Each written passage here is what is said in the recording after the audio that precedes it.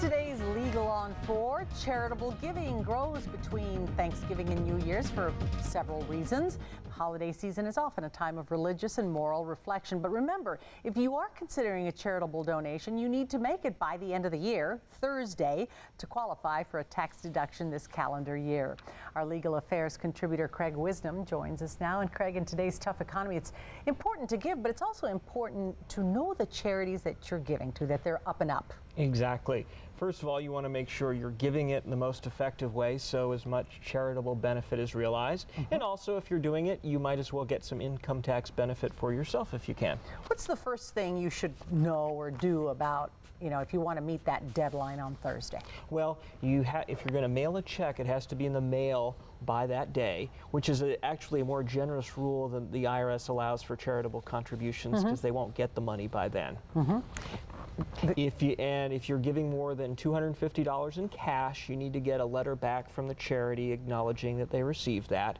If you're giving more than $500 in stuff other than cash, you need to file a special form, and you may even be required to have an appraisal done to justify the deduction that you're taking for that property. You say that it's important not just to give your money, but to do your homework and know who you're giving it to. Exactly. One of the simple things is make sure you're giving to the right organization.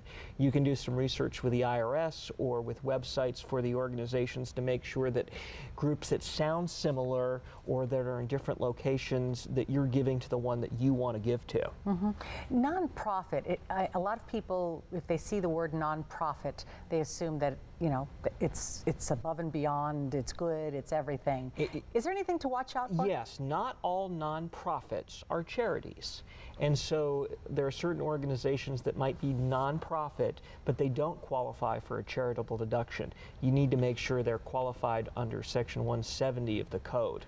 But that's pretty easy to find out. Yeah, and is there anything that specifically we should look for in a charity? I mean, kind of a red flag sort of thing that you've seen in your years as an attorney? Well, the telemarketing calls from charities on behalf of charities are something you have to look out for. For one thing, those are a lot of times run by for-profit organizations that are making more money than the charities. So one of the things you can do if you hear something and you are interested in a charity is just not give any money over the phone, but look into that organization and never give your PIN, never give personal information out. No matter what, never give any sort of information out on these things. And what about all these school credits? They're kind of confusing. They're very confusing, but if you look a little bit, you'll see that there's a couple of different categories. Arizona has these very unique school credits, and you can effectively give, if you qualify, for something that doesn't cost you any money, because Arizona will give you back an exact amount off your state taxes. Of course, some people these days feel that the state might need the money more than some of these charitable organizations and schools, like the public schools. But you got to do it all. Keep in mind. But you got to do it all by Thursday. Get it all done by the end of the year if you need to take the deduction for 2009. Thank you, Craig. Happy New Year. Thanks, Martha. All righty. Well, there's some